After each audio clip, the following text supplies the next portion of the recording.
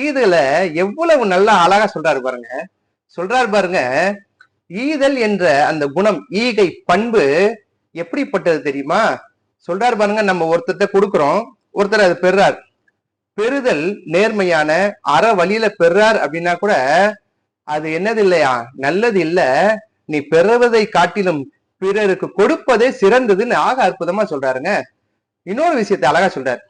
மேல் உலகம் அப்படின்றார், விண் உலகம் என்றார்.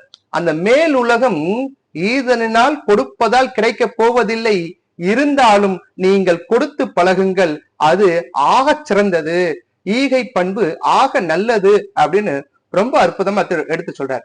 நம்முடைய இளைய தலைமுறை குழந்தைகள் இடத்துல நாம் சொல்லி பழகணும், ஈகை பண்பை வளர்த்து கொள்ளுங்கள், பிறருக்கு கொடுப்பதை வளர்த்து கொள்ளுங்கள், தர்ம பண்பை வளர்த்து கொள்ளுங்கள் என்று நாம சொல்லி குழந்தைகளை அழகா வளர்க்கணுங்க.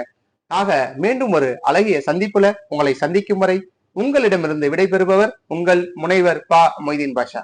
நன்றி.